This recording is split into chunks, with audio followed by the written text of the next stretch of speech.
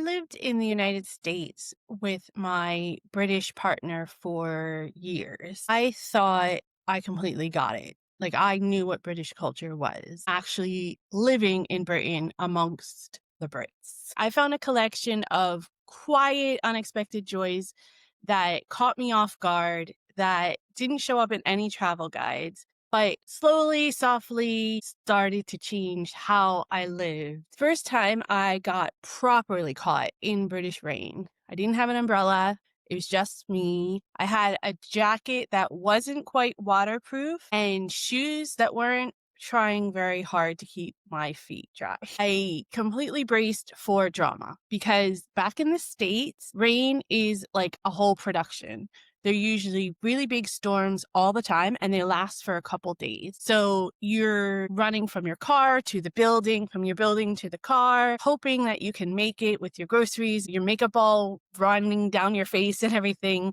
But here, because the weather patterns change so quickly and because the rain is not nearly as severe usually here in the UK, when it starts raining, everyone just keeps walking. Even if they don't have an umbrella, even if they don't have a waterproof jacket or shoes on, they just accept that the weather is just the weather and it's not about them. Imagine that. No flinching, no rushing, no real hustle about it. Just kind of a peaceful acceptance that this is what today's going to be. The moment kind of stayed with me because it wasn't just about the rain, right? It was about a shift in how people move and navigate through inconvenience.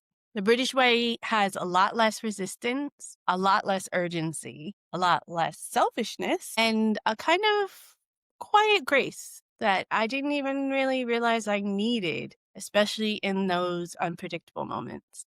When I lived in America, I have to admit this, and I'm kind of ashamed to, but I'm going to be honest with you. I used to drive just to go pick up a cup of coffee. If I needed a single lemon or some milk, I would just go to the store in my car. In the UK, I walk everywhere. I walk to the train, I walk to the store, I walk to the pubs sometimes.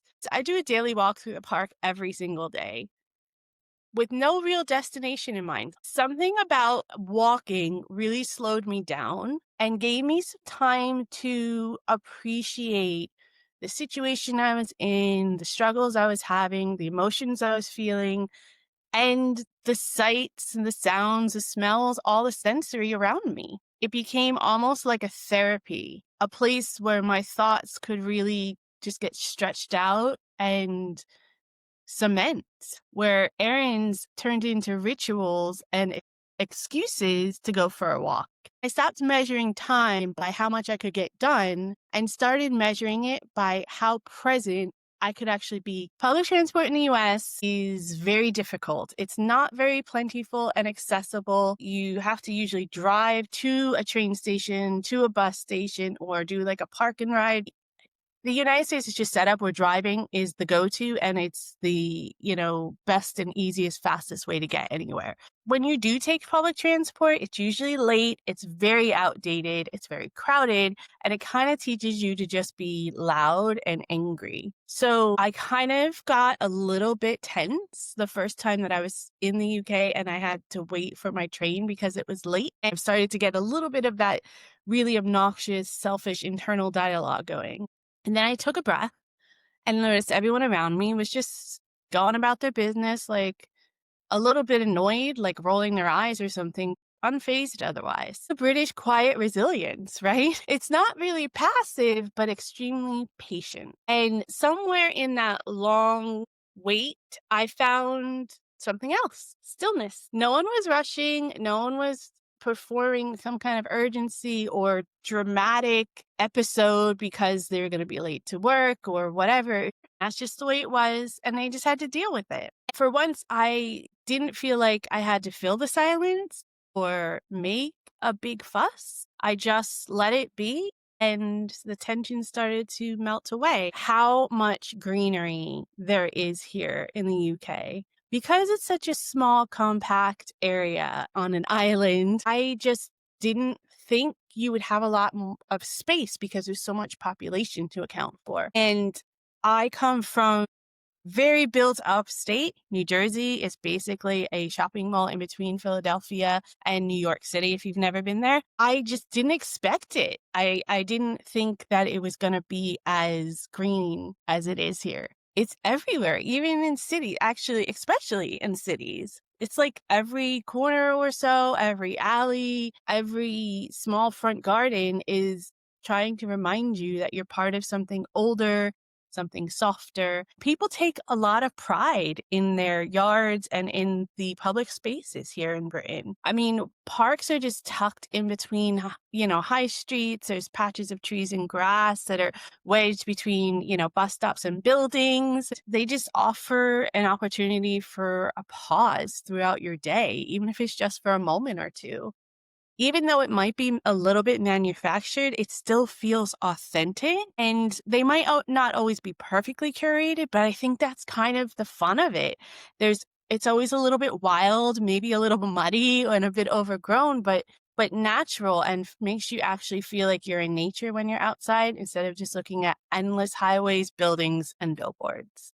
Now, I'm a summer person. I absolutely love the warm weather. I love the sun. I thrive. I just thrive in the heat. I thrive when it's sunny out. But the long summer days are just incredible, like insanely long compared to what I'm used to in the US. It's not that we don't have long days, but where the UK is situated, you have just extra hours of daylight in the morning and in the evening, and it just feels like an endless day almost. And I love it. It's just days just stretch on and on and on, and I get so much done, and I have so much energy, and I just adore it.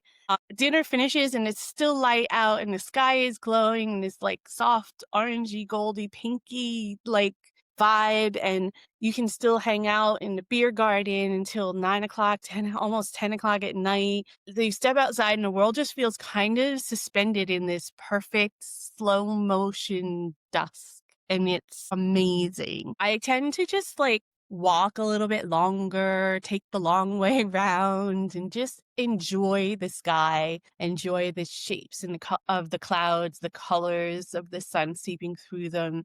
Those endless hours just remind me that there are moments where time can be stretched just a little bit.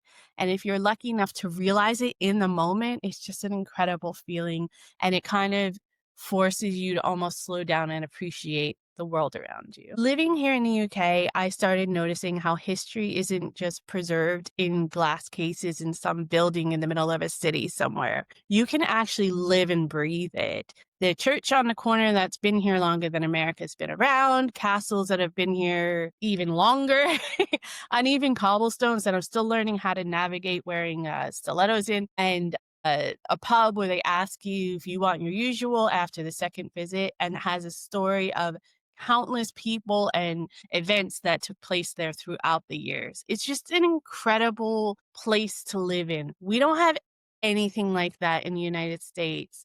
Where I'm from, we tear things down when they get old. We build something bigger, something better, something more modern, usually with a lot less imagination. And there's just no stories to tell. Here, there's just a deep respect for time, your history, your stories, and how it's shaped the culture and the countries that we live in here in the UK, throughout the UK. And when you walk around these places, you just feel the British lifestyle, you feel the British culture. It's hard to explain, but it's kind of a quiet reminder that life isn't something to rush through, and everything is going to be okay, because living in a country where that has been around for 1,000 years plus and still going strong, it's a really empowering feeling, and it gives you something to learn about at every turn, but it also gives you a sense of belonging that I never had in America. Okay, this one's going to surprise a lot of people that have known me for a while, but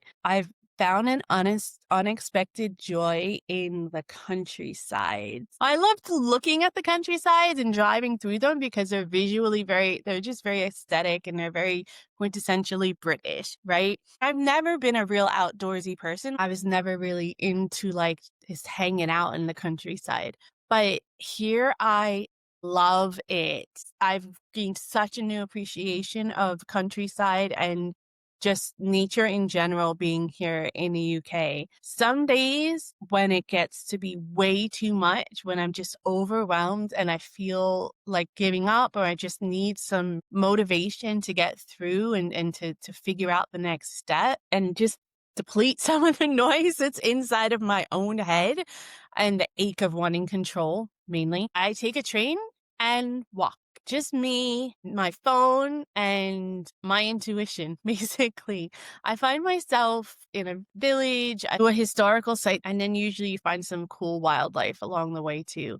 Almost definitely sheep will be involved, but every once in a while you get blessed with some with another kind of animal. And the countryside just is so peaceful. It just kind of holds you and you just focus. You know, you focus on the sights around you. It's just really beautiful. There's no drama. It's just space and space to just kind of be with yourself and be with your thoughts and just enjoy your own company and the quiet around you. I thought I knew what British life was all about, but I just didn't realize that I was going to be so pleasantly surprised by these things. I've really become shaped by them as well. I can't imagine life without these small little quiet joys anymore. They're not just like extras, they're actually the crux of this story. They make every day feel like a huge win. So I'm wondering, what's your unexpected joy in daily life where you are? Let me know in the comments. Thanks for listening. Stay safe. I'll see you next time.